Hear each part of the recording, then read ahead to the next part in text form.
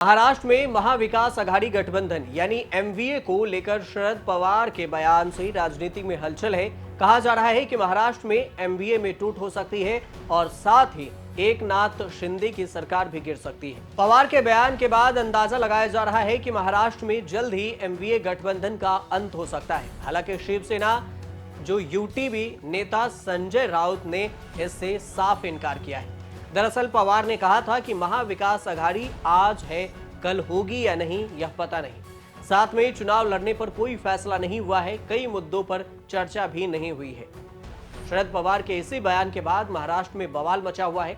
हालांकि शरद पवार के बयान के बाद उद्धव गुट और कांग्रेस की तरफ से भी बयान आया है कि हम साथ साथ हैं। लेकिन एक तरफ शरद पवार का बयान तो दूसरी तरफ अमित शाह का फिर से महाराष्ट्र दौरा। इससे सवाल उठता है कि क्या वाकई खतरे में है शिंदे की कुर्सी। केंद्रीय गृह मंत्री अमित शाह का आगामी 27 अप्रैल को महाराष्ट्र दौरा होना है। दरअसल अमित शाह महाराष्ट्र के नागपुर जिले में जा रहे हैं। शाह का 3 महीने के भीतर नागपुर का यह दूसरा दौरा है। शाह का पिछली बार दौरा काफी विवादित रहा था, जिसके बाद इसमें कार्यक्रम में आने वाले लोगों के लिए उचित व्यवस्था की गई है। वहीं एकनाथ शिंदे को आने वाले दिनों में मुख्यमंत्री पद से हटाए जाने की खबरें भी सामने आ रही है। लेकिन सवाल ये भी है कि आखिर अमित शाह के दौरे पर इतनी सियासत क्यों है। अमित शाह के दौरे को लेकर सियासी घमासान मचने के पीछे कई वजह है, जिसमें से प्रमुख रूप से रायगढ़ का महाराष्ट्र भूषण समारोह का मामला भी है, जिसमें हीट वेव की वजह से 15 लोगों की मौत की दुर्भाग्यपूर्ण घटना हुई थी। इस मामले में महाराष्ट्र बीजेपी के नेताओं समेत सरकार की जमकर किरकिरी हुई थी।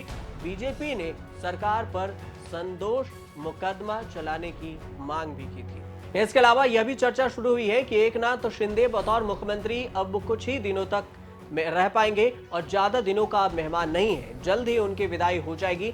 यह दावा उद्धव ठाकरे गुट के नेता संजय राउत द्वारा किया गया है। वहीं यह भी चर्चा शुरू हो गई है कि अजीत पवार भी एनसीपी के कुछ समर्थक विधायकों के साथ बीजेपी में शामिल हो सकते हैं। ऐसे में यह अमित शाह के इस दौरे को काफी अहम माना जा रहा है। अब ऐसा कहा जा रहा है कि शिंदे की सरकार चली जाएगी। महाराष्ट्र के मुख्यमंत्री एकनाथ शिंदे को लेकर महाविकास आघाड़ी के नेताओं द्वारा तरह तरह के कयास लगाए जा रहे हैं। राउत से लेकर छगन भुजबल और नाना पटोले शिंदे को लेकर भविष्यवाणियां कर रहे हैं। बहरहाल यह सब कुछ सुप्रीम कोर्ट के फैसले पर निर्भर करेगा कि आखिर कौन जाएगा और कौन रहेगा। महाराष्ट्र में मुख्यमंत्री एकनाथ शिंदे गुट के 16 विधायकों की वैधता पर सुप्रीम कोर्ट का फैसला अगले सप्ताह तक आने की उम्मीद है। इस फैसले के बाद ही महाराष्ट्र में राजनीतिक समीकरण बदलने के आसार दिखाई दे रहे हैं। पिछले साल शिवसेना ने महाविकास आघाड़ी की सरकार जाने के बाद पूर्व मुख्यमंत्री उद्धव ठाकरे गुट की ओर से 16 विधायकों की सदस्यता की वैधता को सुप्रीम कोर्ट में चुनौती दी गई थी। ऐसे स्थिति में बनने वाले नए राजनीतिक समीकरणों के लिए पक्ष विपक्ष दोनों अभी से ही कमर कसने लगे हैं। दरअसल जिन विधायकों की सदस्यता पर सुप्रीम कोर्ट में सुनवाई चल रही है, उनमें मुख्यमंत्री एकनाथ शिंदे भी शामिल हैं। हालांकि 16 विधायकों के अयोग्य होने के बाद भी राज्य सरकार अल्पमत में नहीं आएगी। हालांकि इसके बाद शिंदे गुट के बागी विधायकों पर भी संकट आ जाएगा, जो राज्य सरकार के लिए बड़ा खतरा होगा।